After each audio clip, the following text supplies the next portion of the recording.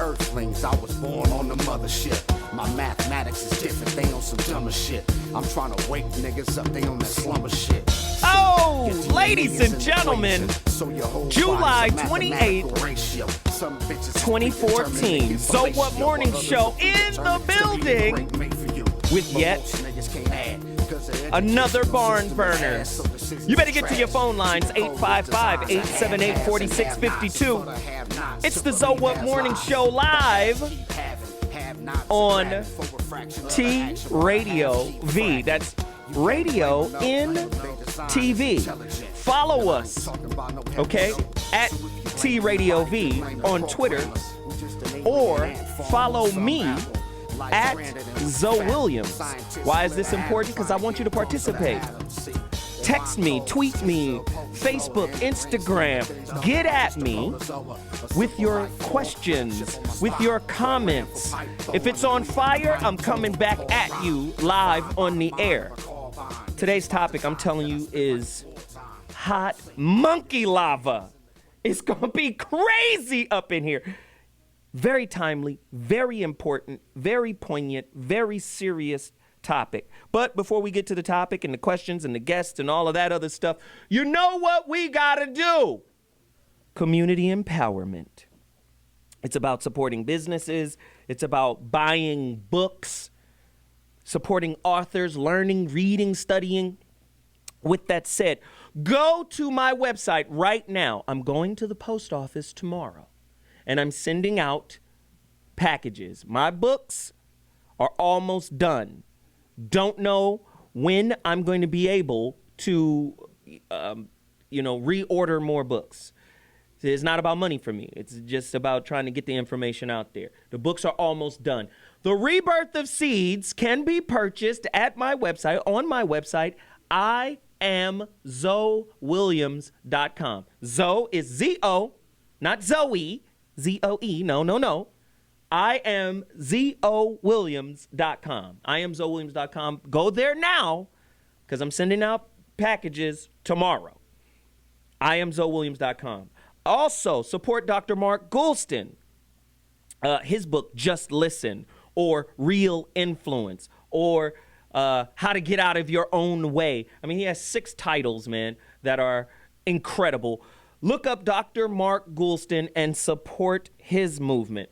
Also, Bobby Glanton Smith, Real Men Don't Play. Go to realmendon'tplay.com and purchase a copy of the Real Men Don't Play book. Very important that you do that. Now, as it pertains to our topic, Rise of the Warrior Cop, the militarization of America's police forces, by Radley Balco. That's book number 1. Go get it. Radley Balco, Rise of the Warrior Cop. Another one, Police State, USA, Cheryl K. Chumley. Yeah, they throwing blood in the water. Chumley. Cheryl K. Chumley, right? Police State, USA. Another one, Brotherhood of Corruption. Yikes. A cop, this book is written by a police officer. A cop breaks the silence on police abuse, brutality, and racial profiling. Brotherhood of Corruption by Juan Antonio Juarez. Go get the book. Very, very, very important that you support the movement. I think I have, that's it. That's the end of my book movement. Now, blackmastery.com. If you haven't figured it out right now, I'm a relationship hacker. What am I hacking into? I'm hacking into your bullshit belief systems. I'm hacking into old belief concepts and ideologies that keep us locked in this base rudimentary way of interfacing. I found somebody who also helps me do that, break that down, and that's Veronica Conway. Blackmastery.com is a neurolinguistic program that is narrated by Iyanla Van Zant. Neurolinguistic programming, really quickly. NLP really is just subliminal. I mean, we're getting inundated by it anyway when we're watching television, when we're watching commercials. We get inundated when we go to buy a car and you get upsold, right? It's a persuasive, hypnotic way of speaking to your subconscious. She has formulated a neuro-linguistic program that undoes some of the limiting beliefs that the black community operates under. If that's not important, you shouldn't be listening to the show. Go get it right now, blackmastery.com. Neuro-linguistic programming that undoes Willie Lynch, that undoes colorism, that undoes self-hate and low self-esteem. That is important. Undoes damn Jim Crow. Go get it right now, blackmastery.com. The next thing I want you to support is Ram Omar. Yes, the brother has beautiful clothes. He has beautiful shirts and dresses, and continue to support this brother. Hip Loose. HipLoose.com. These brothers, man, they do the flyest gear, right? Tailored, 30 different measurements to keep you tight, to keep you right in terms of high-end clothing. Man, you got to support them. They did a suit for me. It was awesome. HipLoose.com, black owned. Go do it right now. Another one that I need you to go to support, Arise Hospitality. Arise Hospitality, the Black Office Depot, the Black Staples. They get all of their materials, all of their stuff from the same people. So you're not falling off. If you have a black-owned business and you want stationery and pens and all kind of stuff, furniture, you can go to a black-owned company and you will not be falling off in terms of quality, in terms of delivery. They can get it all to you at the same level of quality with lesser prices than Staples. Black owned, Arise Hospitality. Go support them right now. I'm wearing one of his jackets. PharaonicDesigns.com. I would turn around and look, like, oh, geez, there's eyes on it. It's just gorgeous. It's beautiful. Go support this brother, Pharaonic Designs, man. PharaonicDesigns.com. Support the brother, continue to move with him, buy his clothes. You know, it's not super expensive. The dude is dope. I love to support black businesses. The next one, Easy Boy Web. You need a website, right? You need a logo, right? Your business, you're an entrepreneur. You starting something, right? That's going to sustain your family, your future. You need a website to promote and have a global presence online. Well, Easy Boy Web, these are the guys that can do it. And again, they're setting up a web page right now that is for What listeners only. And when you click on it, you're going to get all types of discounts and all types of stuff because we referred you to them. Easy Boy Web. You got to do it. It's going to be crazy. When we come back, topics. The topic for today is crazy. It's timely. It's something we got to deal with. You feel me? I'll be back at 2.2. And when we come back, guests. I'll see you in a second. So what mornings? Oh! Listen to them spitting bullshit and rhythms, blatant cadence, self-defense mechanisms, say we hating wrong.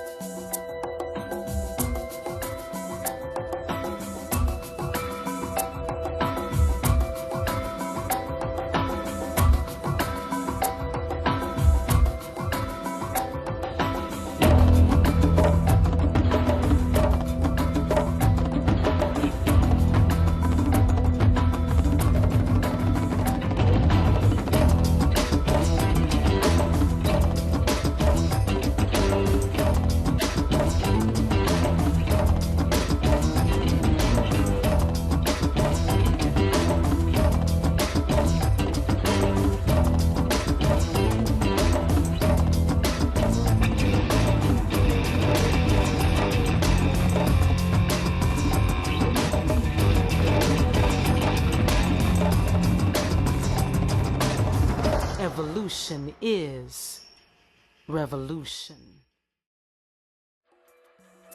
You know what I should have done? I tell you what I should have done. As soon as I felt your gun, I should have took 2 steps back, pulled my Glock 40, and just put 10 bullets in your ass and let you drop. And I wouldn't have lost any sleep. Do you understand me? Yes, sir, I do. And he would have been a nice witness as I executed you because you're stupid. First he punched me in the face real hard. For 49-year-old Ronnie Holloway, Friday, May 29th is not a day he will ever forget. And you know what? The video of that night is as crystal clear as his memory. On the curb, when a police car rolled up. A female officer inside asked him to zip up his jacket. When he did, he says Officer Joseph Rios jumped from the cruiser and went on the attack. After he punched me, that's when he reached for his nightstick and just started swinging and hit me here real hard, hit me again real hard. Then he hit me in my thigh muscle real hard, and he kept hitting me in my leg, kept swinging it. After the more than 3-minute altercation, Ronnie was handcuffed, arrested, and charged with, among other things, resisting arrest. The United States is not the land of the free and the home of the brave. It is the land of the fee and the home of the slave.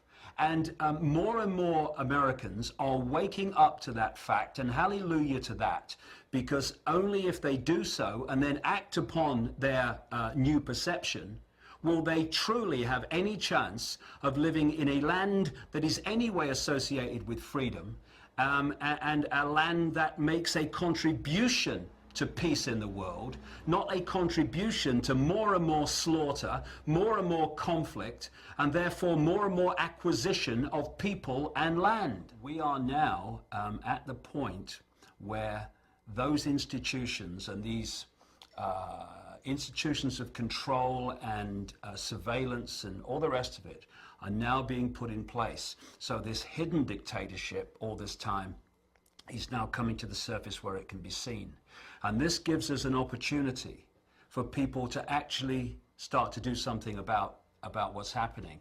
Because instead of being some far off sometime over the rainbow, it might come sometime, it's now in our face. The police state is staring us in the eye.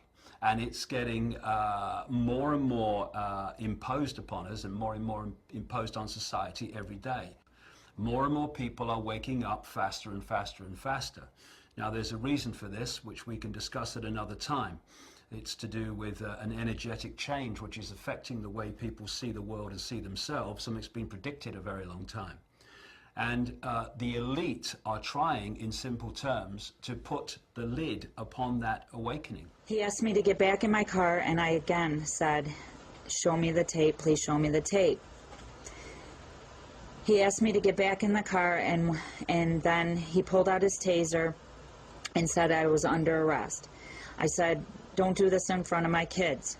I got back in the car, and he said he wanted me back out of the car now. And I said, "Why am I under arrest? I've done nothing wrong. I wasn't speeding. I wasn't on my cell phone." He then yanked me out of the car and wanted me to go down, put my hands or lie. Pulled his taser out, and the first shot jolted me, and I was trying to get back in the car again because I was scared. Ladies and gentlemen, if you're just tuning in to the So What Morning Show, today's topic, as illustrated in that video, to disrespect and serve. Not to protect and serve, to disrespect and serve. A riveting look into police brutality and police malconduct on the So What Morning Show. 855-878-4652. We're live on TRadioV.com. Tune in right now. Tell a friend to tune in right now. Very relevant topic. So, I'm going to rush off some questions real quick, and then I'm going to introduce my august panel. Question. Has anyone out there seen The Purge? The movie The Purge? Right? It's a movie about the future when they say, okay, the crime rate is so low. that every so often the government will say, you know, everyone has a 12-hour period to commit whatever crime you want with no repercussions. And because people aren't actually going to commit crimes, they send militarized police forces into the hood. How about this? Into the hood, right? To force people to commit crimes. And who's in the hood? Black folk, right? We already know that classism is real. My question is, are we, black, brown, and poor people, living in a real-life version of the purge? True or false? Bad cops have been protected by the Brotherhood of the Boys in Blue in much the same way the Vatican has protected the crimes of bad priests. 855-878-4652. I know these questions is going to be a little uncomfortable, but we want you to follow us on Twitter at TRadioV, at Zoe Williams. Please send us your responses. I will read them back. Has the video camera and cell phone video feature become the biggest weapon against police malconduct? Y'all remember that day when Rodney King got mopped up by a bunch of police? If it wasn't for that guy across the freeway with his video, his camcorder, we wouldn't have known anything about it, right? 855-878-4652. Please, somebody call in right now. Let us know what you think. What are some clear signs that America is becoming a police state? 855-878-4652. Which ethnic group and gender is more likely to be affected by acts of police aggression and brutality?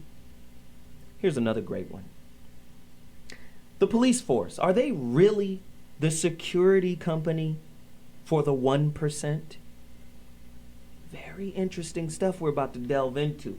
Somebody call us, 855-878-4652. Whose presence in your community makes you the most uncomfortable? Police or gangs?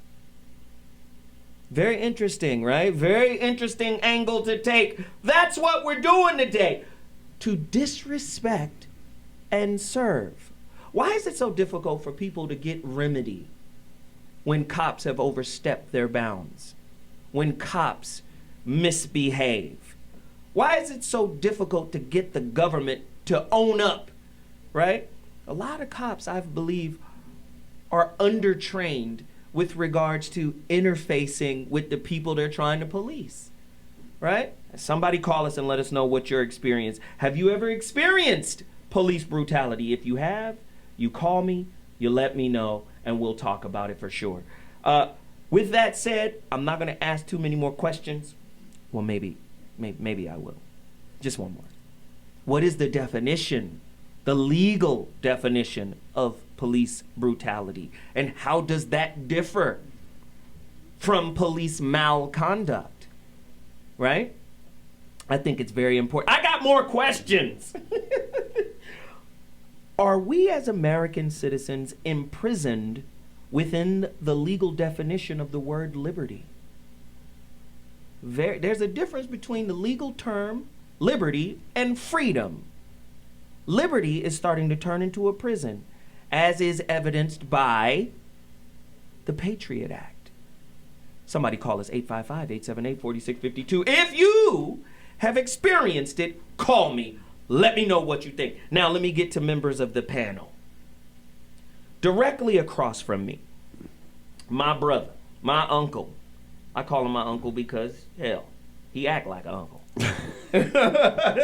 He act like an uncle, so I got to respect him like an uncle. And he has wisdom, and he has knowledge and information to bear on this topic. He is the author of Real Men Don't Play. You can get that book right now at realmendon'tplay.com.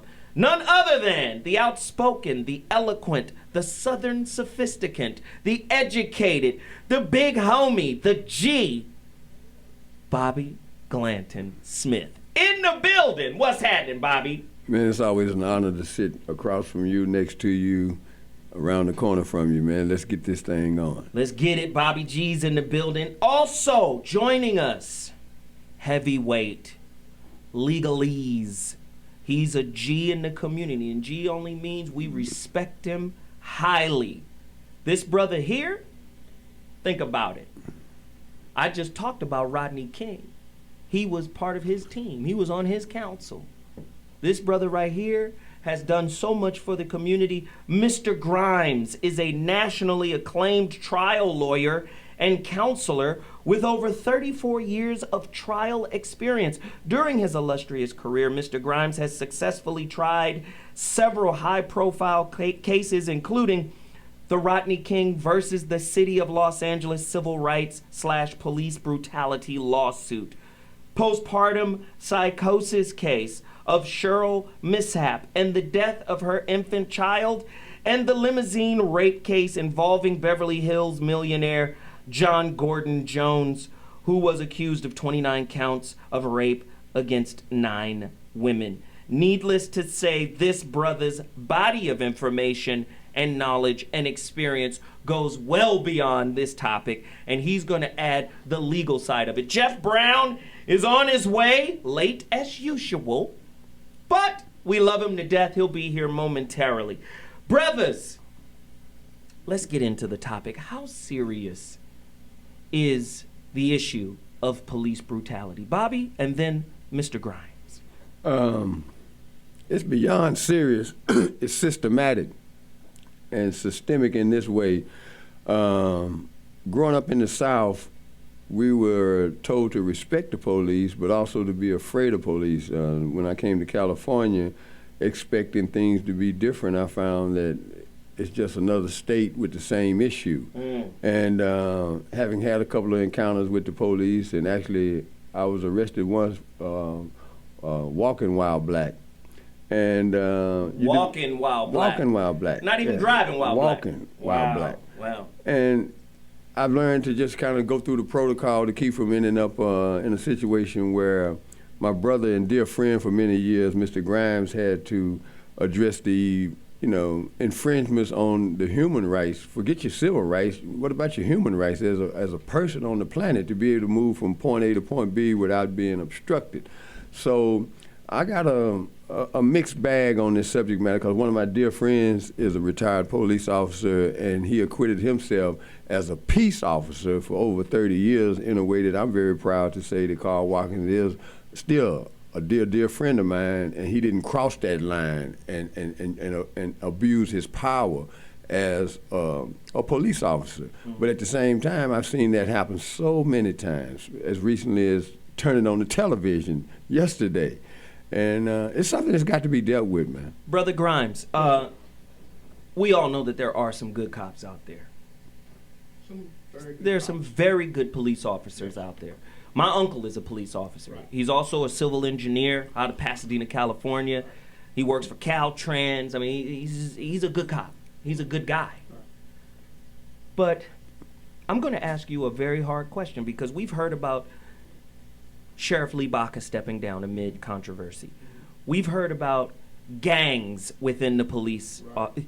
I mean, talk to me about the prevalence of bad cops, and do they outnumber the good cops? Speak to that to me, brother. I believe, outnumber the good cops, but it's a significant amount of the bad cops that affect all that good cops do. They overshadow all that good cops do. If you take your studio and you got 20 people in here and one is an asshole, that asshole just will be felt more than the 19 good people. Right. So we got a barrel of apples, we got some rotten apples in it, and it's incumbent upon society and law enforcement to get them out.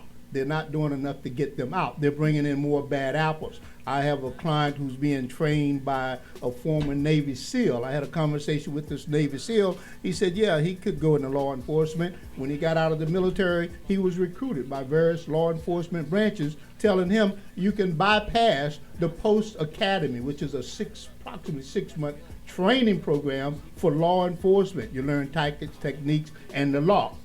You just know how to kill. That's all we need. Ooh. So we will bring you into the academy and waive the academic requirements. This is what's going on.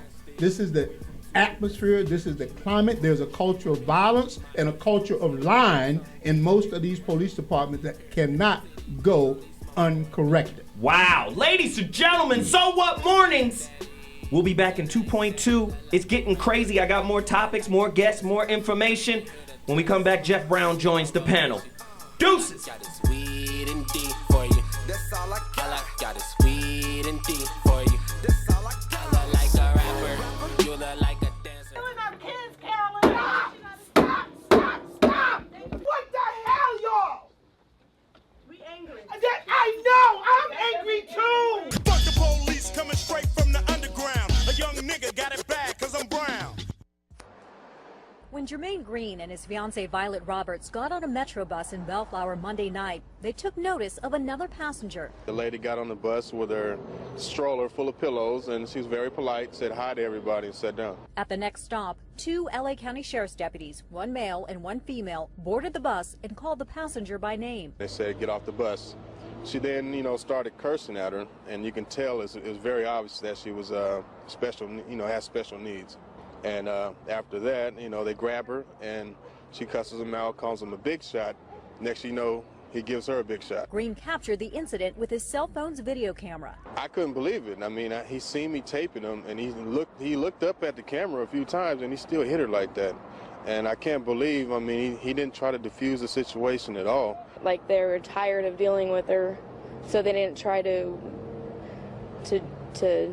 talk to her or anything. Green recently returned home from serving 6 years in the Army, including tours of duty in Iraq and Afghanistan. In the Army, they gave us extensive training for rules of engagement. There's proper protocols and different steps you take. This lady didn't do anything. She was not combative, and he actually turned combative on her. Green claims the deputies then tried to intimidate him when he refused to hand over his cell phone. And he comes to me and says, look, you can be under arrest if you don't give me that video. And then he said, do you have any warrants? I said, no, I don't have any warrants. I'm a veteran. I just came back. I did 6 years. I have no record. And he said, well, we'll see about that. Why didn't Green want to hand over this video to the deputies involved? I think they would try to cover it up. I think a lot of stuff gets covered up, and I think some people need to come forward if they see something, report it, because it can't be fixed unless it's brought to the public's attention. And I'll tell you why I'm sick of it, because while these pathetic, naive people, despite all the evidence before them, are looking the other way. Oh no, it's just paranoia. While they're doing that, they are allowing these people to impose their will on my children and my life, and I'm not having it. And if people would just engage a few more brain cells, open the eyes and look, they will see the scale of fascism, no other word for it, that we are being subjected to today. And if you don't wake up and you go on looking the other way, well, the fascism just gets more, and eventually it'll dawn on you, and by then it will be too late. Don't look to me for sympathy when it happens, mate, because you got your chance now. Now sign it. Get over here now! Give it to me and I'll sign it. Oh, you're going to shove me? Ma'am, you're going to shove a 72-year-old woman? The shove, the constable's office says, served to get the two out of oncoming traffic. Then the deputy warns her. Go ahead, right? Hell, 72-year-old woman needs assistance. I'm going to tase you. After 5 warnings to stand back or get tasered. Step back and you're going to be tased, man. Put your hands behind your back.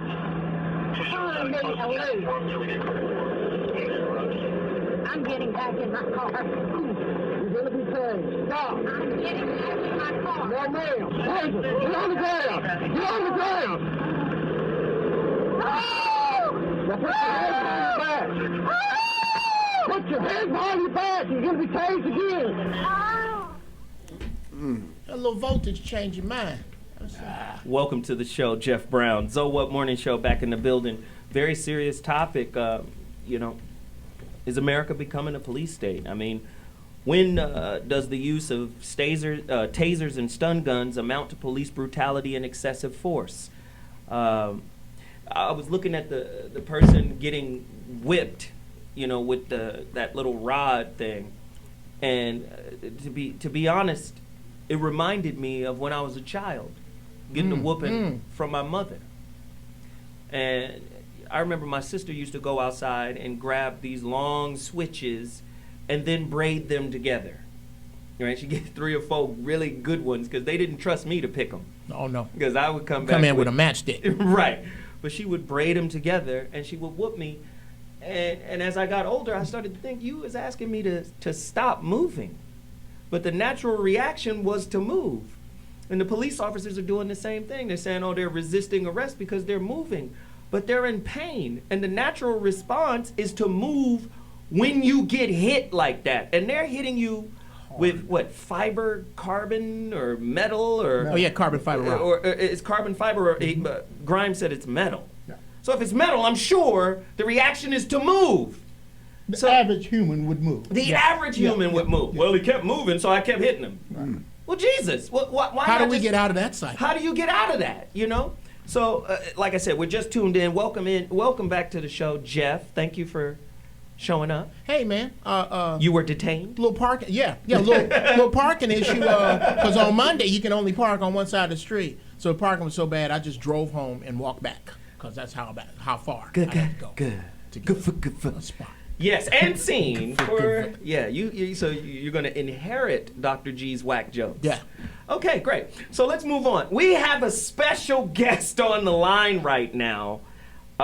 We played just a very, very small snippet of a documentary the brother put together. The documentary is called Throwaways, and it is produced by a brother by the name of Ira McKinley. And he's on the phone with us right now. It's a very powerful documentary. I really want him to explain it. The brother is homeless. He's a filmmaker. He's an ex-felon. His name is Ira McKinley, and he's documenting the struggle of being positive, while he's on the streets of Albany, New York, and he details police brutality in a way that's so visceral, that's just so surreal. I just want to bring him in right now. Ira, welcome to the show, man. Talk to us about what's happening on the streets of Albany, man, and talk to us about your Throwaways film, and why did you name it Throwaways? The film is based on a segment of society that people don't really see. Like me, I just like for instance, I'm ex-felon. So since I've been out of prison, which I've been out of prison for 12 years, I've been having issues with getting jobs, getting housing, and other things that, because of me being an ex-felon. And the treatment that we receive because of our color and because that we are felons, it is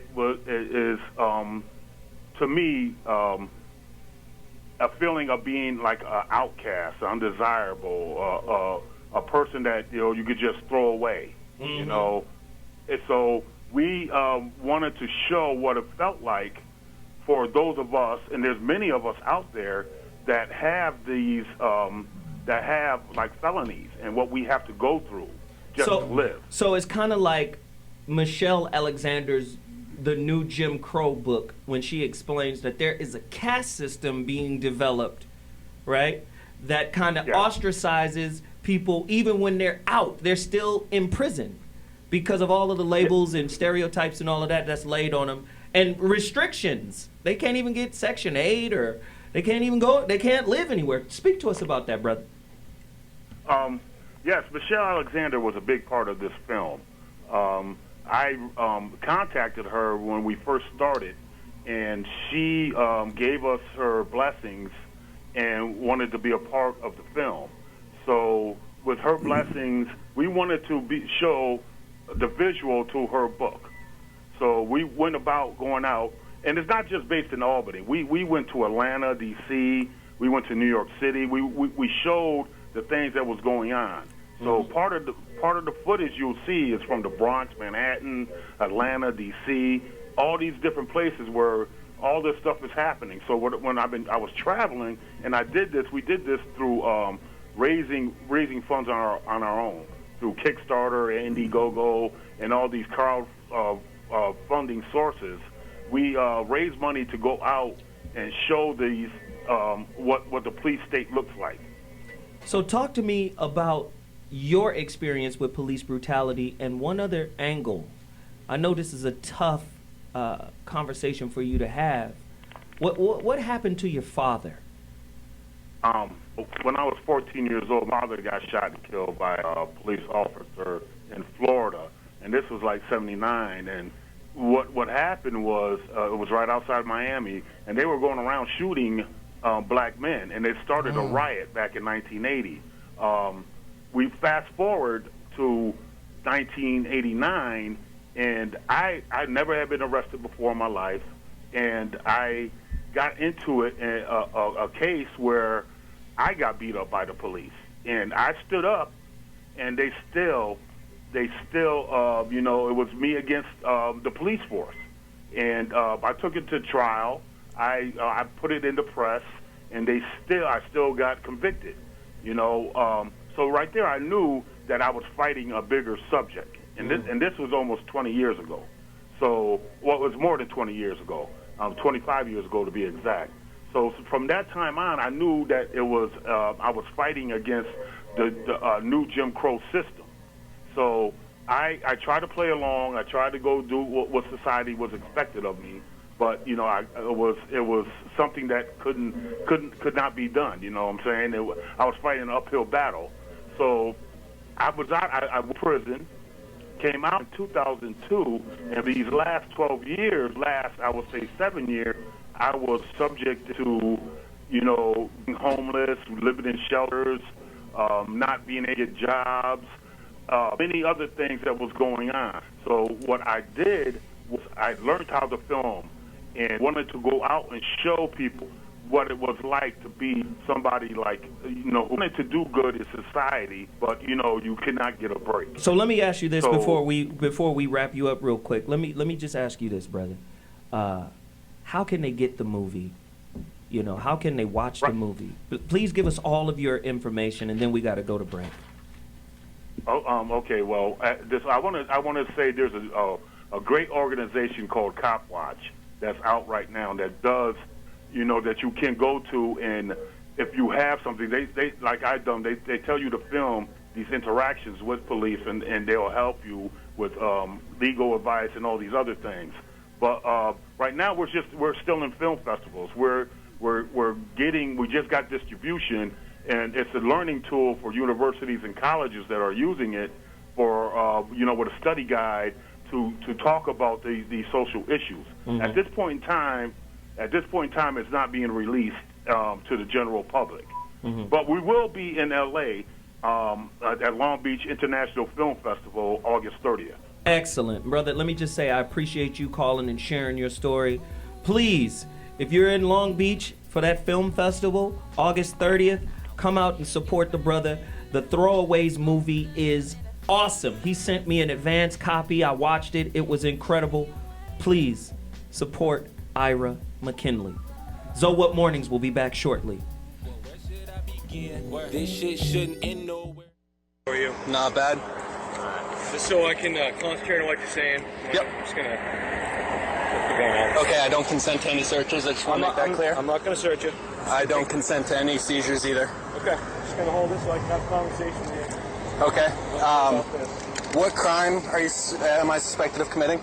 And you just pointed that gun at me when it was loaded, just so you know. You twisted it, pointed it right at me. Before you wrecked the slide, you pointed it right at my legs. People are calling about a guy walking around with a gun, so... Okay. That's not illegal. Can I have my gun back and get moving along? Need your ID, and then we'll get you on your way. What crime do you suspect me of committing? Like I said, people are starting to call about a guy carrying a gun. Yep, that's a report of illegal activity. What crime do you suspect me of committing? In order to stop me, you have to suspect me of a crime. Can you get your supervisor here? He is on the way. Okay, thank you. Okay, but like I said, people are concerned. It's a public safety issue. So I'm here to make sure everyone's all set. Make sure you're all set. Okay, so I just need to get your ID, and then we'll call it good. No, sir. You're not going to give me your ID. Unless you are issuing me a summons as 17A, 15A I need to make sure requires, then... Can you let me speak for a second? Yep. I need to make sure you're not a felon to carry this. Do you suspect me of being a felon? I don't know you. So okay, if you don't suspect me of being a felon, then I would like my gun back and I would like to proceed on my way. In order to carry a gun, you're not allowed to be a felon. Correct, but unless you suspect me of being a felon, there's no reason for you to stop me. There is a reason to stop you. Unless you suspect me of a crime, as Terry v. Ohio, Delaware v. Prowse requires you to have a suspicion of crime before you detain an individual. Brown v. Texas does not allow you to stop an individual and demand their ID. Can I get your first name so I can speak to you on a person-to-person basis here? No. You're not going to give me your name? Nope, I'm not going to. You're going to be that type of guy when I'm trying to have a conversation. I'm sorry, sir, but for my own protection, I would rather not give you anything because any name I give you is going to go in the police report about this incident. There's going to be no police report. There's a police log generated for every call. This is called a pedestrian zone. Yep. And unless you have a reasonable suspicion that I'm committing a crime, you can't detain me. I have to be free to leave. It has to be a consensual encounter, sir. Here's the deal, sir. You are walking down Congress Street carrying a gun. Yes. Okay. Is that illegal? It's a cause for concern. Do you suspect me of committing a crime? Sure. Do you suspect me of committing a crime, yes or no? Sure. I need suspenders. Keep my pants up. Yeah, that's the buckle for the suspenders. This is common practice, dude. Okay. Yep. It's illegal common practice. It's not illegal. You see a guy walking down the street carrying a gun. Yep. Okay. Is that the only reason why you stopped me? Yes. That I'm carrying a gun? Yes. Okay. In that case, I want you to refer you to DeBerry v. U.S. DeBerry v. U.S. says that a firearm, where legally carried, cannot be the only cause for reasonable suspicion for a stop. Yep. Am I free to go? You are. Okay, can I have my gun back? Sure. Thank you. Oh my God! Oh, wow.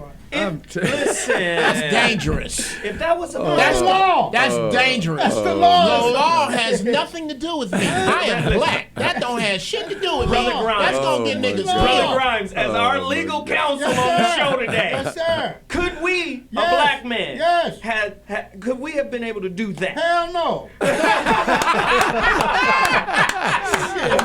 Why can't we do that? Because you be a dead black man. Right there. Wow. Right there. With a gun. Okay, first off, Porch Monkey, I'm not going to chit-chat with you about your pistol. No. I'm going to take this one and empty it in your chest.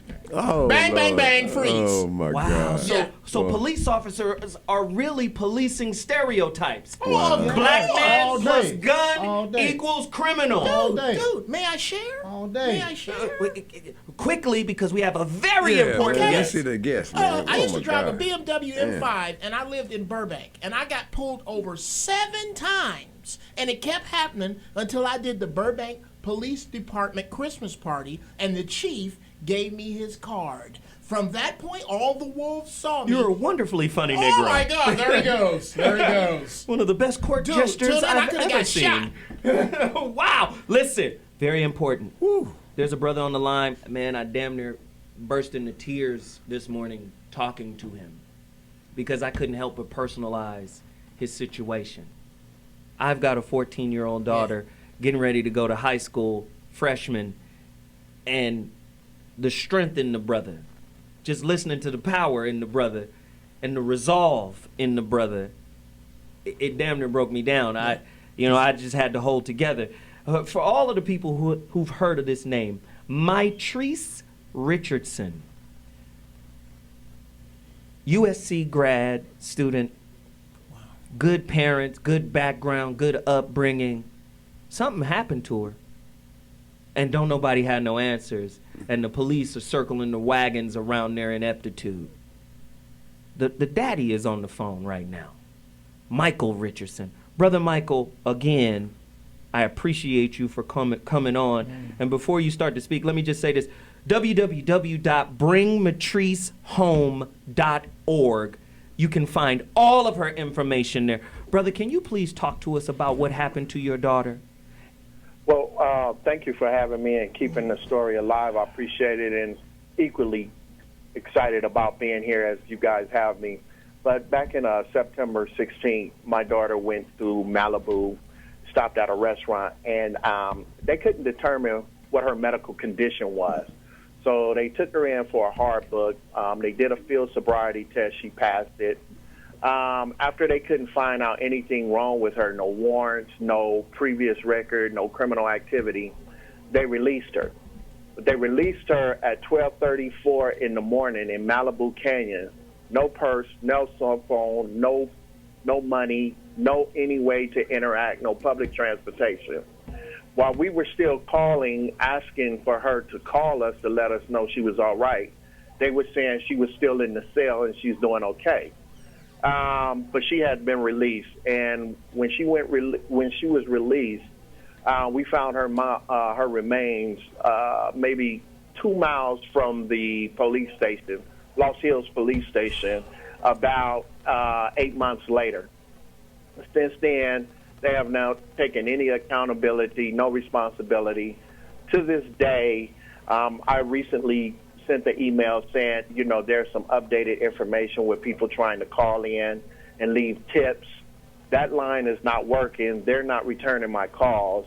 And when I asked to set up a meeting, the investigator has been in court for the last 3.5 weeks.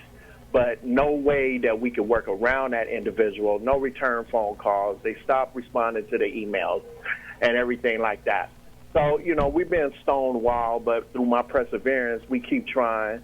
Not acting indignant or everything, just leaving a paper trail, because the next step is, we're just going to have to bring it to the grand jury to find out why is it that these people do not want to work with us. And brother, talk to me about this really quickly. I'm sorry to cut you off, but talk to me about how your attorney, your wife hired one attorney, you hired another one, and then your attorney got so frustrated that he brokered a deal with the police force for a 6-figure deal. And talk to me about the structure of that deal, because that was shady too. Speak to that.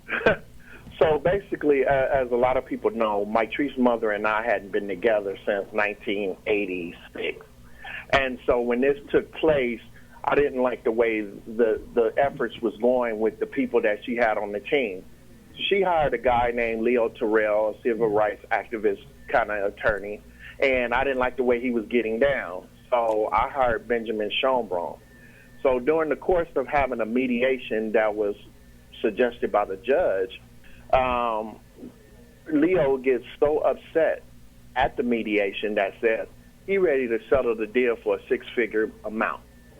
We didn't settle for anything right then, but later, after Ben came in and negotiated, they were able to bring back and say, we're not going no higher than 6 figures because Leo made a suggestion at a mediation he's ready to settle for 6 figures. So why should we go up any higher? The case was worth a whole lot more, but a lot of people wanted to know, why did we settle for such a low figure? And that was why. We had no choice. And based on, the stereotype of the African-American man and everything like that, my lawyer was saying, that's the best deal. I think you should take it. You risk the chance that they feel sorry for your daughter's case, but you are the type of witness that they may not like. And you can go in there and risk everything and don't come out with anything. So brother Mike, my man Geoff Brown has something to say. He's, he can't hold himself. I can't. He has a mental. He has a mental colostomy bag that's just full. Oh, I love that. Go ahead, son. I'm trying. I'm Mr. Richardson. I feel for you. I'm trying. I'm holding my tears back right now. I am. Right. I'm gonna say some words that. Speak on it. I'm fucking livid. Right. Go ahead, Geoff. It's all right, man. It's okay. I feel the same way, dude. Go ahead. My problem is not with the lawyers. My problem is not with the police. My problem is why, not day in and day out, with Winnebagos outside, being sponsored by food companies, is not thousands of black people in front of that police station. Because I don't have the resolve you have, sir. Because if something happens to one of my children, it's over. You will not see me it's over. On the street. Right. I put this out. I mean this. Black people, people of color, white people foolish enough to believe that you are separated from this by your skin. Mm-hmm. You have got to stop taking the excuse that the police did this to you. The police did not. The police are not beating these people. The police are not killing these people. The police are not committing these crimes. Individuals in police uniforms are committing these crimes. And we need to call these motherfuckers out. Word. We need to be the people. The police department let your daughter out. The police department said, no, some heifer was working that night that let your daughter out. We need that heifer's name. We need the people's names. Hey, Mike, talk to us about the lady and what she said to you the day after your daughter went missing, the jailer. Right. So I understand his frustration, and believe you me, man, I promised my mama and my daddy that I would do the right measures, and it's been very challenging. But there was just one person, man, and my lawyer knew, and he wouldn't even tell me the day of her deposition because I was going to hurt her. And basically what happened was, you know, when I called the next day to find out what was going on, and I was asking her questions, like, and she was just so rude, you know, and she was a sister. Her name's Sharon Cummings. She's the jailer for Lost Hill. I'm sorry, how do you spell that last name? Cummings. Cummings. C-U-double-M. I-N-G-S. I-N-G-S. And give me the first name again. Sharon. S-H-A-R-O-N. And, you know, I was asking her, like, what was going on with my daughter, what happened, and, you know, why would you guys say she was still in there when you guys released her? And she just said, you know, essentially, when I asked her, why did you release her in the condition she was in, no purse, no cell phone, or anything, her response was, because we're not a goddamn babysitting agency. Wow. Now, they tried to say, well, they arrested her because she tried to skip out on bail or something, or skip out on a bill, on a dinner bill. But she had $5,000 in her bank account. They tried to say she didn't have no money, and they checked her car. They searched her car, but when the family searched the car, under the seat is her fucking credit cards and ID and everything, and she had money. So what happened to her? And the flip side to this whole situation was Steve Whitmore. He's the talk piece for the sheriffs. He wanted to make a big deal out of, and we found just under an ounce of marijuana in her car. So what? Now, let me show you just how much they fabricated, because we were so concerned about how she was described, how she was acting. I said, if you have that much marijuana, let's analyze it and see if it was laced, if it was, you know, drugged or whatever, you know. And when they pulled it out, man, it was crumbs. You didn't even have enough to analyze it. But they wanted to put it out in the paper and make her seem so negative in the public's eye that they boosted up to make it seem like it was just like maybe a pinch under a whole ounce of marijuana. Right. And it was like a nickel bag. So Mike, that had nothing but crumbs. So Mike, this is what we got to do really quick. We got to go to break. But brother, before you leave, give them that website again. As we got to keep the story alive. We will. And before you go to break, man, just real quick, the website is www.bringmytreeshome.org. Or you could use www.bringmytreesjustice, which is our favorite, .org. Man. And what I'm looking for is help at reaching the people in her case that can sit at the round table and tell us what you've been doing, what measures you've been taking, because I'm not able to get through the front door right now. Wow. Hey, man, I appreciate you, your strength, your candor, the truth you revealed to us today, man. We love you, man, for being strong enough to talk to us. Thank you. Man, my pleasure. All right, thank you, brother. Take care, brother. Peace. Take care, brother. Enemies I bust on, sacrifice my firstborn. Rhymes and lyrics is proof to the youth. You ain't gotta have no army, man, the truth is your troops.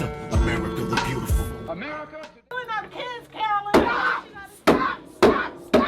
What the hell, y'all? We angry. I know. I'm angry too.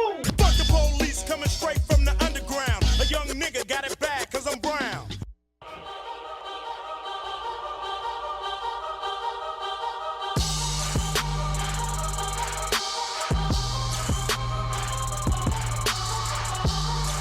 Oh my God. God, how he has a rap career is beyond me. I don't get it.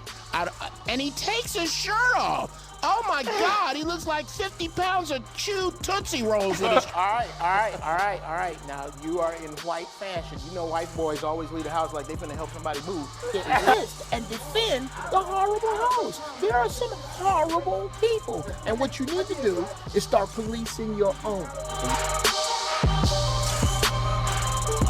So now it's got some attention. That's what we got to get for these police. A big jury verdict. Geoff, they don't pay attention. We back. I'm sorry. Geoff, your rant. My rant's supposed to be funny. It's supposed to have something in it that tickle the funny bone, blah, blah, blah, blah, blah. You know what? Fuck all that. And I don't feel no other way. The issues that we face with the police, and I'm talking to, and I know as officers that I have friends who are officers. I don't think about any of them. I think about my son, my youngest son. Okay. His name is Blake. He is 7 years old. He still looks at the police as his friends. How, when, we see why, but how and when do I turn the corner on that and make him understand that his father has been set on the curb in a $1,500 suit in a really nice car, that his father has been beat up by the police before, that his father has seen friends go in and never come out fucking around with the police. It's time to stop waiting. I speak only to black people right now. It's time to stop waiting. It's time to stop playing. Pick a problem. Pick a case. Pick one and rally around it. Mine is the Matrice Richardson case. To Miss Sharon Cummings, to anybody who knows her, today starts my countdown to when you will call into this show and defend yourself, because I am sure Mr. Richardson must have this a little twisted, that a black woman would open her mouth about another black woman that way, unless, of course, that black woman was fucking blind. I don't believe you're blind, and I'm giving you the benefit of the doubt. But in case you are, I'm going to count down until the Lord takes my breath, or your monkey ass call this radio show. Yeah. One or the other is going to happen. Not the police, because I don't know them. I got a name. I got your name, Miss Cummings. You, if you don't like how I'm talking to you, have your dude call in, because that's how I do. When I got something with a woman, I don't talk to her. I talk to her dude. I'd love to talk to the dude that's carrying your groceries right now. What kind of dude is putting up with this reverse racism, crazy-ass Stockholm Syndrome shit that's running around in your gray matter? Who's fucking with that? Who's dealing with that? I want to talk to him. I want to talk to you. Mr. Richardson, if you still listening, call. Get back in touch. I need to talk to you, brother, because we're going to put a cookout in front of that goddamn police station. We'll connect you, Geoff. Yeah. We'll connect you. He's at a deposition right now. He stepped out of the deposition to do the show for his daughter. My daughter is 10 years. I just dropped my daughter off at camp. She is 10 years old. Let me put this out there. I am a United States Marine. If anything ever happened to one of my kids, it's going to be helicopters and police tape. And it ain't going to be easy. And I'm coming right at your ass. And you know who I'm talking to. Well, Geoff's intellectual and emotional rant today was one for the ages. All the brothers that are here right now, this is a real situation that I feel needs to be dealt with. Brother Grimes is here. Speak to us, Grimes. I feel the pain of Brother Richardson deeply. As I was telling you during the break, my son died because of lack of care, because the police wouldn't let the paramedics get to him because he had too many tattoos, and they felt he was unsafe for them to get to him and treat him for having fallen on the streets in L.A., 2 blocks from his home, from a heart attack. And when the neighbors called the police, or the people called the police, the ambulance arrived. When the ambulance arrived, the police says, no, we haven't searched him yet. We haven't secured the situation yet. And the neighbors speak of him floundering around, sick, dying. because he can't get medical attention. But they withheld medical attention. And then I learned from investigating that there's a so-called bleed-out rule, where if a young black or brown is shot by the police or by someone else, there's a tendency to hold back medical attention to get a death. Wow. And that happens more than what you want to believe. I honestly feel the majority of police officers want to do their job properly. But I feel there's a significant number of police officers who could give a fuck about black people.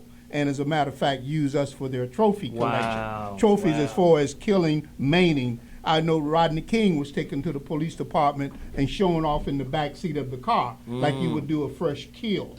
I know that was done. I know that I have a case out in Riverside County where the police put a taser gun or pepper spray gun to a woman's head and executed her after telling her, if you don't stop resisting, I am going to JPX you. She said, what's a JPX? Well, a JPX is a pepper spray gun that shoots a jet stream of pepper spray 400 miles an hour, and you're told and instructed not to shoot it in less than 5 feet, and he put it to her head, and she said, what did I blow? And said, bam!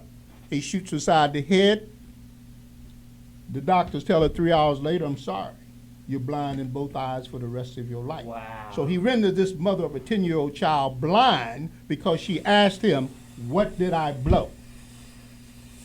So law enforcement, I think, are out there to do a job, but there are some that believe and know that the culture of lying will protect them. This cop told his supervisor when he arrived, she attacked me. She was trying to murder me and my partner. I had to shoot her with the JPX gun to save my life. I was falling back, and so I shot her. Now, he had a .380 in this one pocket. He had a .45 Zig on his hip, and he had a 9?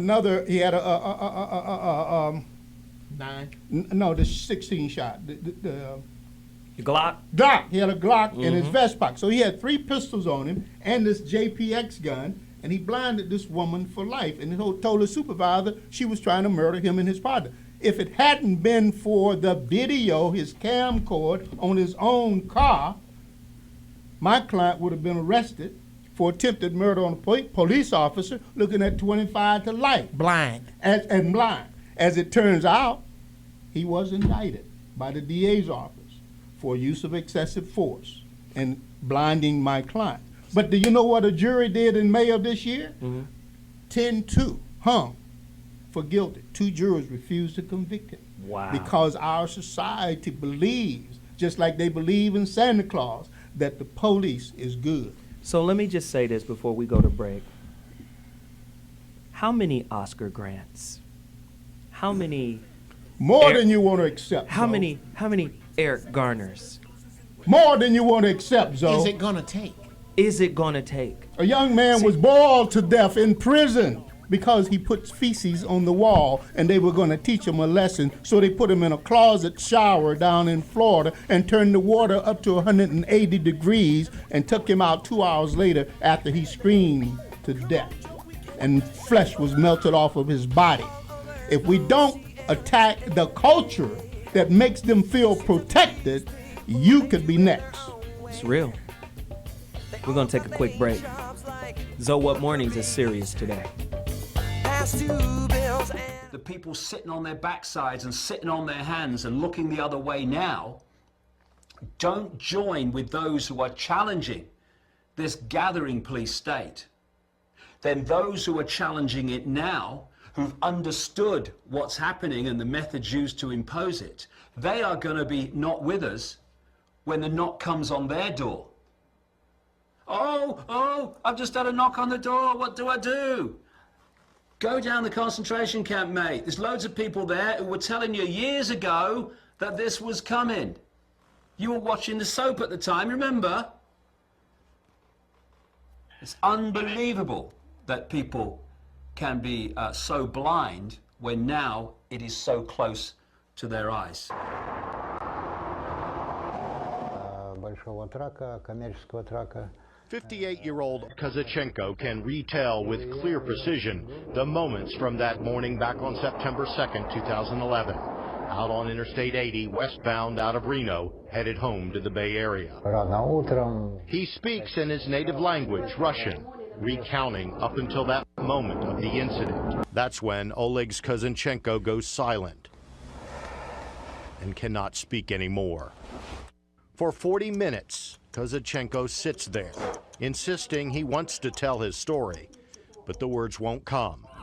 But these pictures speak for him, confirmed by medical records: a crushed left orbital eye socket, multiple facial fractures, a broken left arm, loss of consciousness, a concussion, possible neurological damage. Why did this happen? According to court records, it was all because Kozanchenko would not sign a ticket, citing him for driving his truck for too many hours. The truck driver says he wanted to read the ticket first. So the court records show Highway Patrol Officer Andrew P. Murrell forcibly arrested him. In court testimony and in the initial report filed along with the ticket, the 220-pound Highway Patrolman Murrow said the 6-foot-tall, 165-pound Kozanchenko was actively resisting and exhibited extraordinary strength. And they finally give him this citation. Stuart Katz is Kozanchenko's attorney. He tries to tell him that, hey, I'm not violating the logbook. According to the initial report filed by Officer Murrell, he and fellow officer Jim Sherman pulled over Kozanchenko after getting a report of a sleepy driver. These pictures, taken by officers on the scene after the confrontation with Officer Murrell, show a bloodied Kozanchenko lying on the side of the highway, his hands cuffed behind his back. The video starts rolling right around 6 o'clock Tuesday evening. You see a woman walking on the eastbound 10 freeway near the La Brea on-ramp. A CHP officer tackles her to the shoulder and unleashes a barrage of punches to her face. He starts really letting loose, and he starts doing some haymakers. He just starts pounding down on her face really hard. And he doesn't try to grab her arm, he doesn't do anything first. And he's really pounding her head into the pavement. David Diaz shot the video of that violent confrontation from his car. Diaz says he has no idea what spurred the beating, just that before he got his camera out, he saw the officer chasing the woman around a pickup truck on the freeway on-ramp. As the truck pulled away, Diaz started rolling, and this is what he recorded. Eventually, another man runs over to assist. Diaz assumed it was an undercover officer. It was unnecessary. It just brings more racial tension. This is an issue. We need to talk about this. The CHP wouldn't talk with us on camera about the incident, but in a written statement said the officer ordered the woman to stop, but she ignored him. Fearing she would be hurt, the CHP says the officer tried placing her under arrest.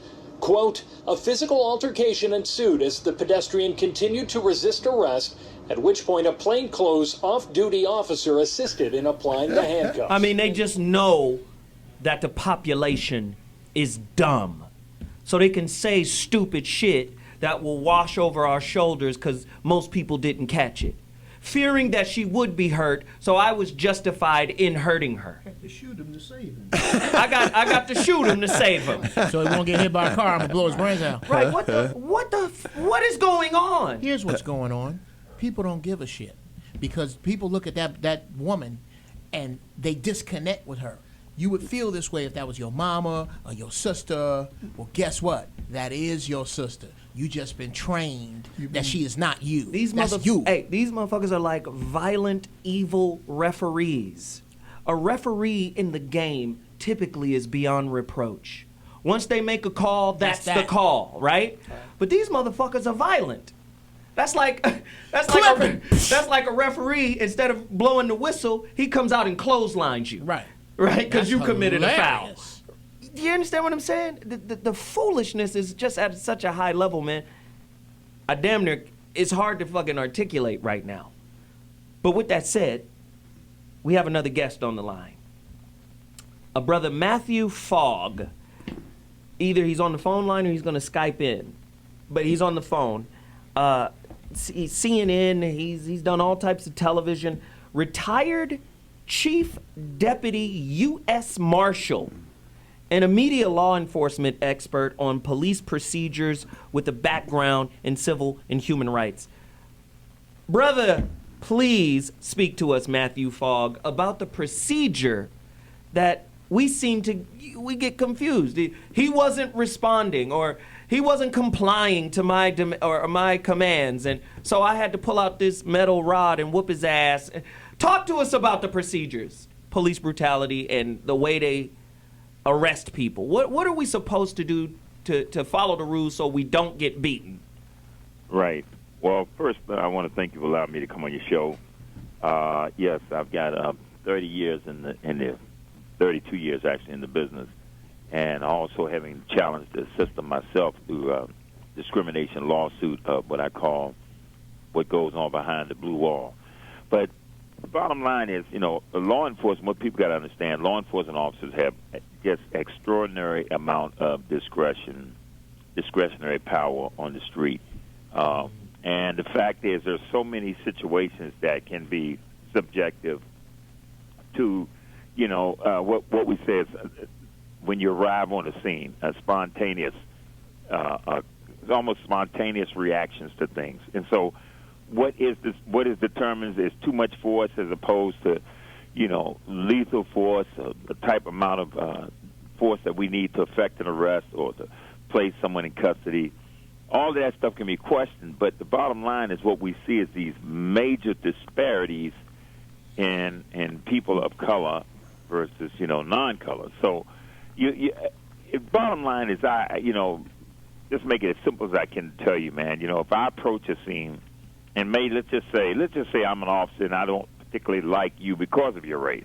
There's a lot of things that I can do to ratchet down or ratchet up a situation.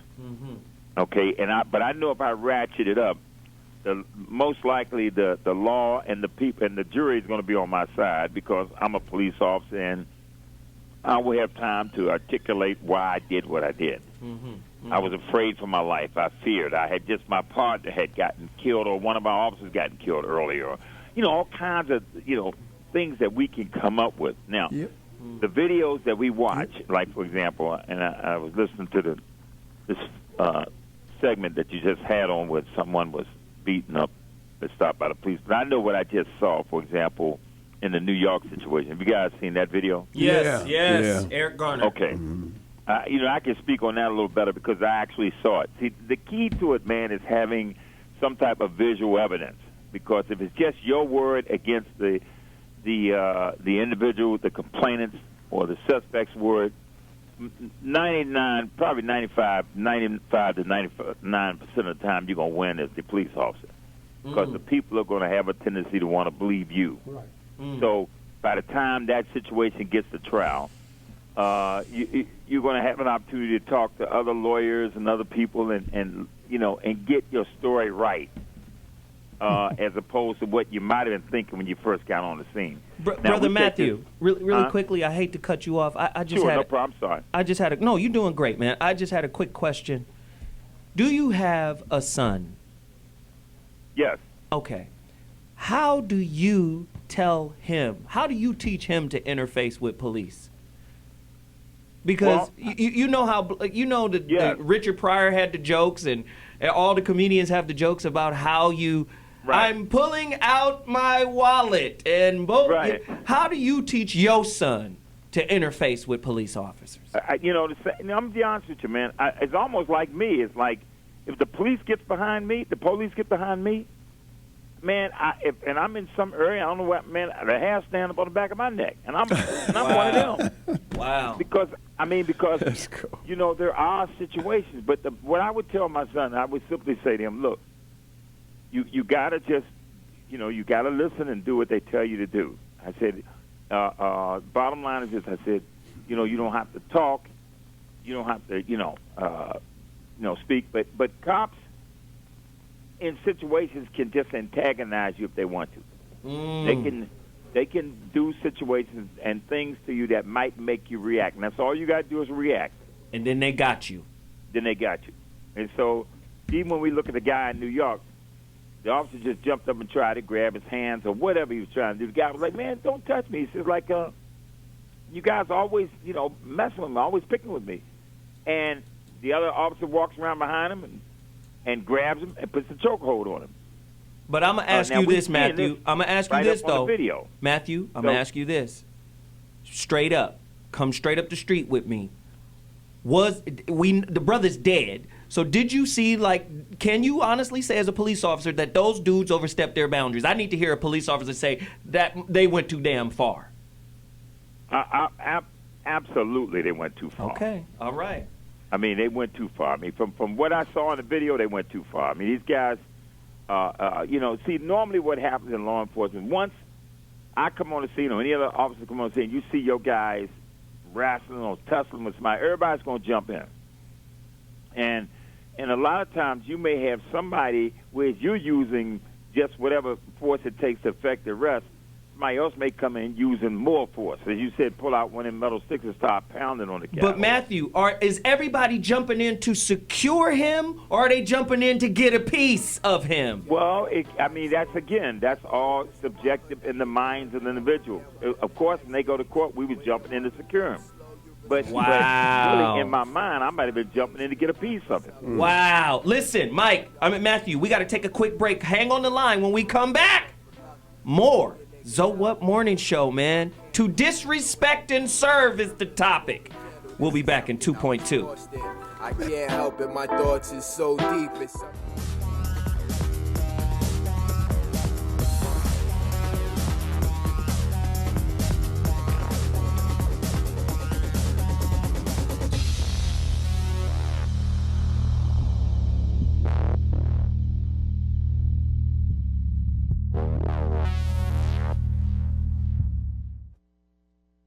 Wow. Yesterday, we reported on the 1.4 billion rounds of .40 caliber and other calibers purchased by the Department of Homeland Security.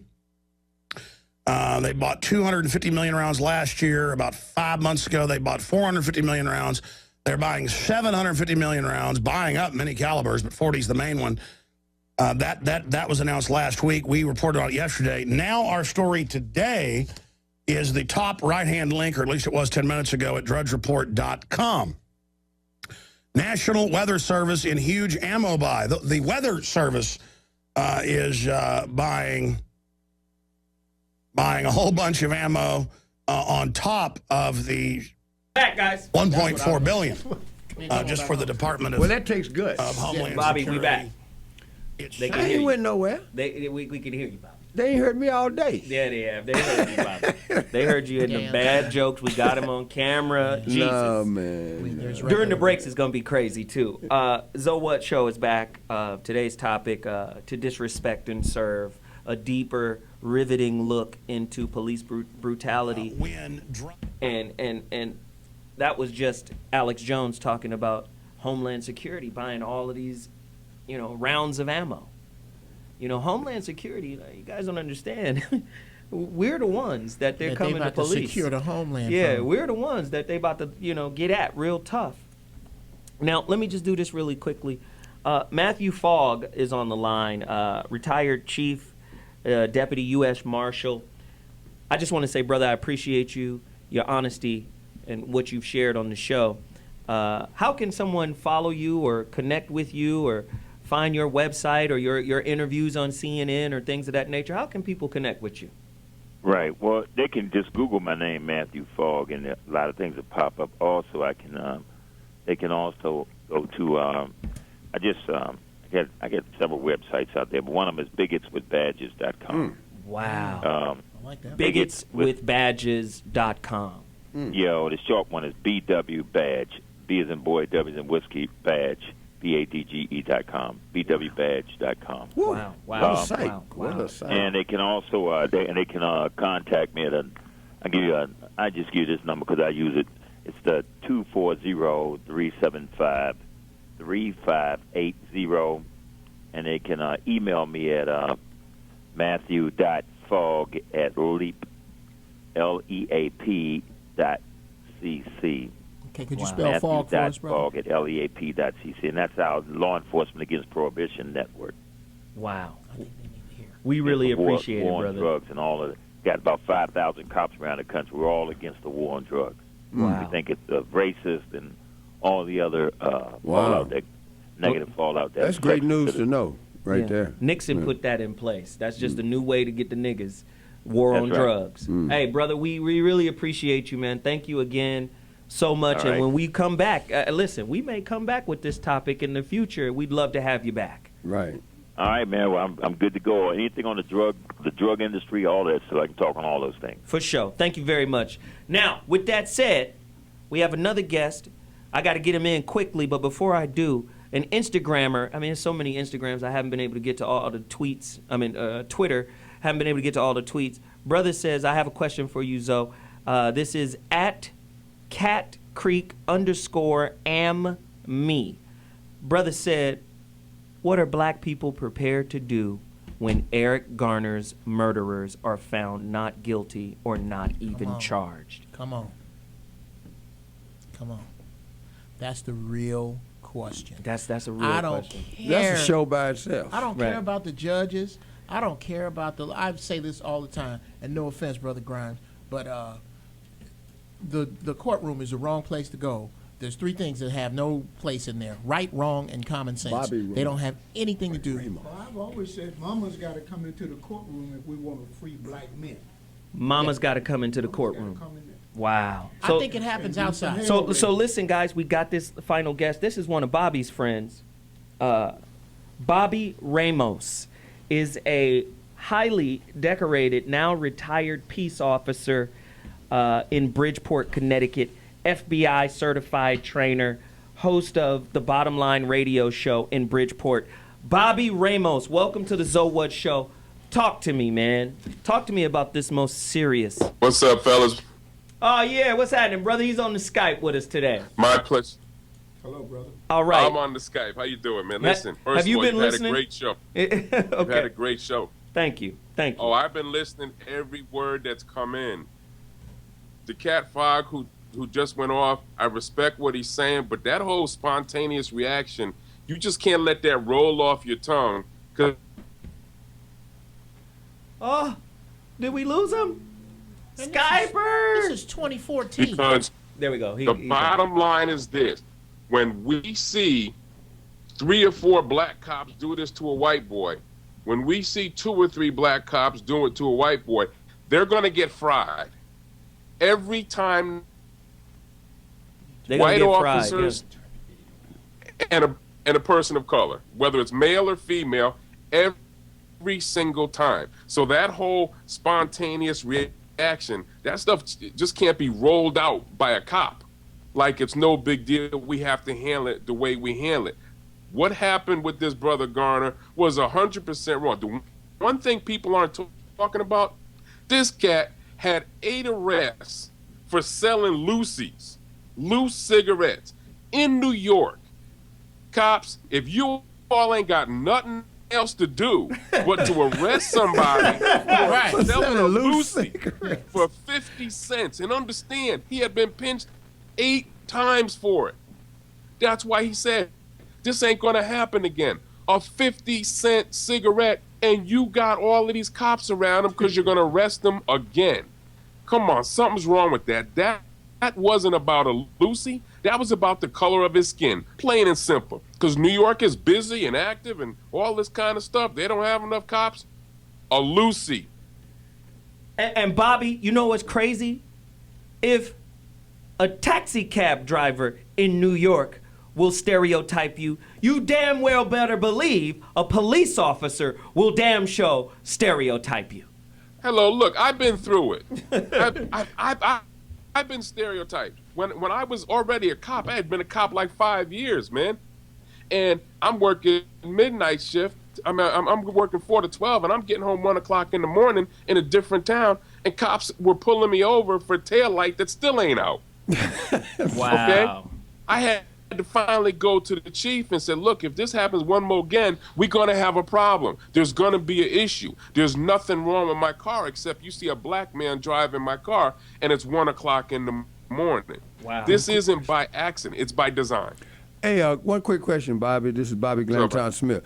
In your professional training and your experience as a police officer, excessive force is the phrase that we use. Are officers sufficiently trained to take somebody down without killing them, or do they do what they do because they want to just hurt somebody? Is he there? Oh, yeah, he's there. They do what they do most of the time to hurt somebody, plain and simple. Okay? There is a way. If you watch that thing with Eric Garner, you can see that little cat behind him looking like George Jefferson, little short thing, and he was waiting for the brother to turn his head so he can jump on his back. Okay? There was no talking. Here's a guy. I was in the street 28 years. Here's a guy, and you even hear the people on the side saying he's the one who broke up the fight. He is also saying, I broke up a fight. Nobody's listening to him. The cops aren't even listening to him. They are looking for an opportunity for his eyes to drop or to look the other way so one of them can jump on his back. And the one who did, watch that tape again. You'll see him try to jump him like 6-7 seconds earlier, and the opportunity was lost. He ended up looking to the right because he's not listening. He's trying to play it off that he's not interested. He waited for that brother to look at the other cop now because he wasn't interested, and then he jumped on his back. That was by design to hurt. And what bothers me, it looks like there's a black female there. That happens too. And shame on her if she is a black female or a black male who's just big. I don't know. But the bottom line, if you don't react, if you don't do something, to me, you're just as bad as the white cops. Wow. Absolutely. Wow. Worse. Brother Bobby Ramos, thank you for chiming in. We appreciate you taking the time out of your busy schedule. Anytime you need me. Anytime, brother. We'll bring you back, man. This is a heavy topic, man, because there's a lot of emotions running. And when I think, I can't stop thinking about my three. You know, I got a 12-year-old. I got a 14-year-old. I got a 17-year-old. My 17-year-old has 19 full-ride college scholarships to different parts of the country.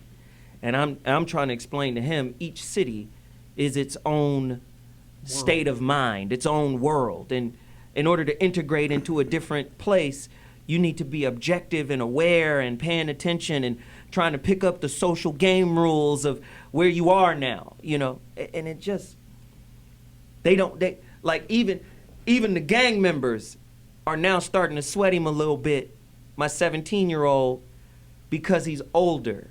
When he was younger, oh, that's just a little kid, leave him alone. Now he's older, and some of them have forgotten him when he was little. So now they're starting to roll, what set you from? And he go, no, I don't bang. Oh, you little new. Oh, yeah. What up, new? What's happening, man? You see what I'm saying? I roll with the green-eyed gangster. So I know the police are stereotyping him too. He just walking home from school, and they slow down and look at him too. You feel what I'm saying? Yesterday, and then we're gonna go to break, there was a kid in the middle of the street. I'm outside pacing on the phone. This kid is outside, he a little gang member. So I call his capo, the one who runs the gang. He in the middle of the street getting at this girl, you know, because he found out she cheated on him. I said, hey, man, come here. Tell that nigga to leave that girl alone. Because the police gonna come, and they gonna wipe all you niggas out. You the capo, get your boy under control, let that girl go. So then I pulled him to the side and talked to him later. I said, listen, man, this gang shit is stupid. Even without your gang affiliation, they still have a stereotype that you fit in that makes you an enemy regardless of what the fuck. You can do some light shit. Don't be out here doing heavy shit, because then they really gonna lay into you. I don't know what to do but try to police. These ain't my kids. Yeah, they are. But I'm trying. I was on the phone with you. I said, Bobby, I gotta get off. I gotta go police this kid. And that's what we have to do. We have to do it, like John Wooden said, discipline yourself or these police will. Wow. Yo, we'll be back in a second. So what morning show?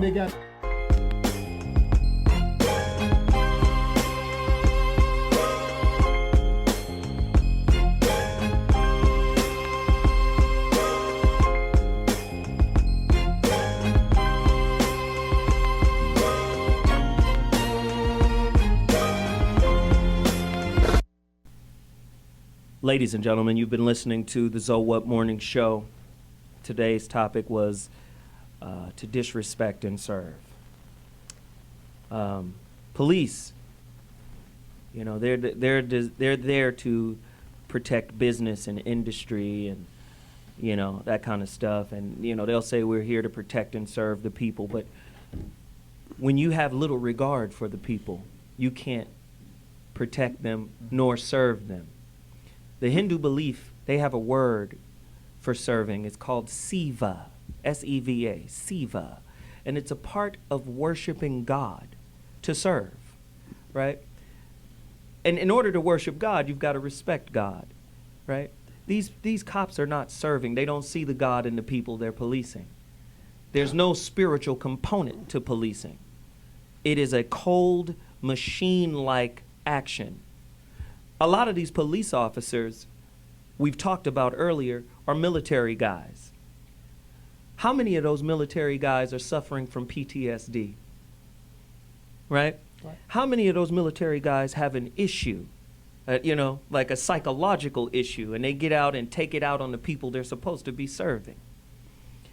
I'm going to say this to black people, because the so-called elite of black people, the Jack and Jills and the Boulay, The Bartholomews. these fools feel like class is going to save them from getting their ass whooped.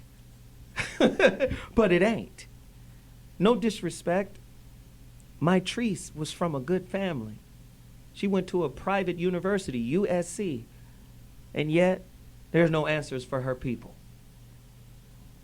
It's a hurtful situation to watch how this thing is going down, and until we galvanize, we're being policed by a heartless system because we can't organize, police ourselves, and get out of their way.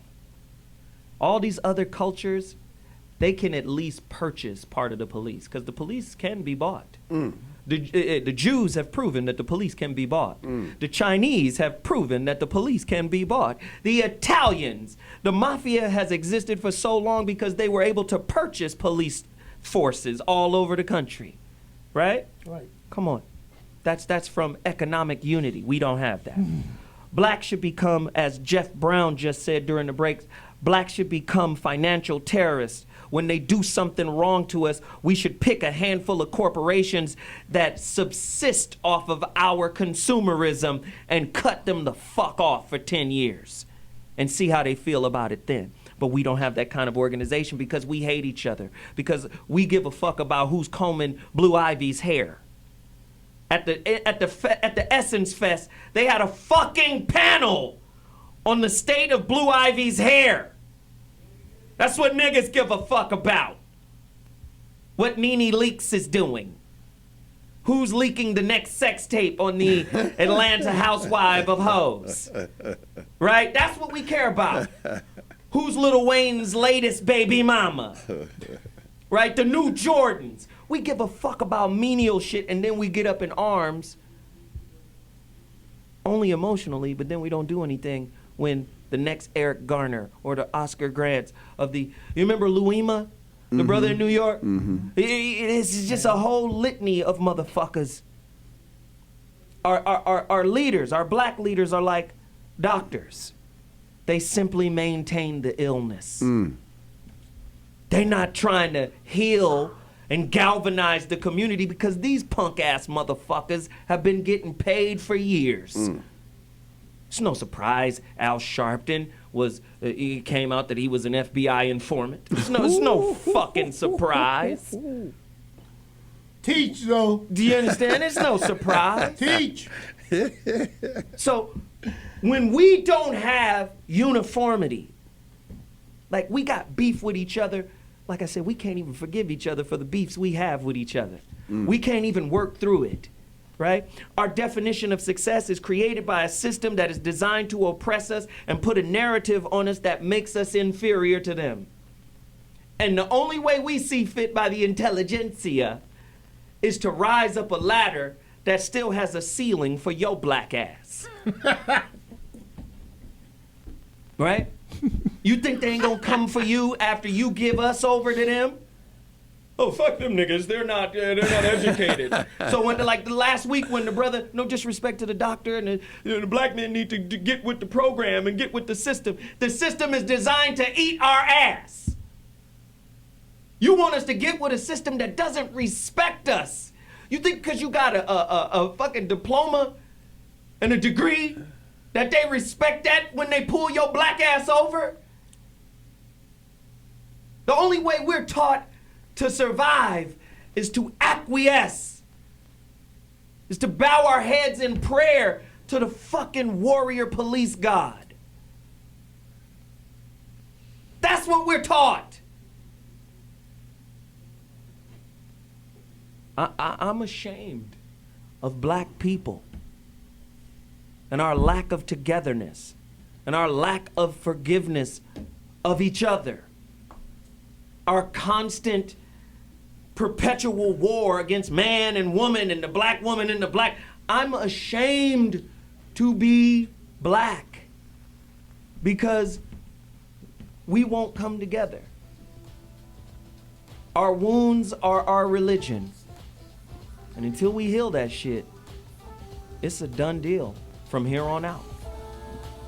I'm Zoe Williams, and that's my final thought. He told the truth. Beautiful, bro.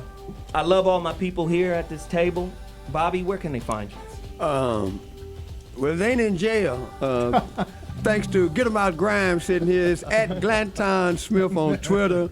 And do me a favor and your children to get a copy of my book, Real Men Don't Play, not just because I wrote it, because there are some real brothers out there that represent the walk. Great book. A couple people sitting in here that'll be in the next version. Zoe's rushing me. I'm just clearing my throat. The day was full. Yes. Brother Grimes, where can they find you? Milton Grimes. Just look me up through information. He there. He's Googling, goddammit, Google. Milton Grimes. And Bobby Geoff Brown. Ain't no Facebook. Ain't no look here. Just Google me. Grimes, pimp. I'm that big. You understand? That's it. That's all I need. God ain't got no Facebook page, and I ain't got one neither. Geoff Brown, iTunes. Look me up. My ringtones are up there. My album, Wrong Ass Shit, is on iTunes. Look at that. I love you guys. At Zowhat, at Mr. Zowhat on Instagram. Follow me on Twitter at Zoe Williams. And please buy blackmastery.com. Go to blackmastery.com and get the NLP program.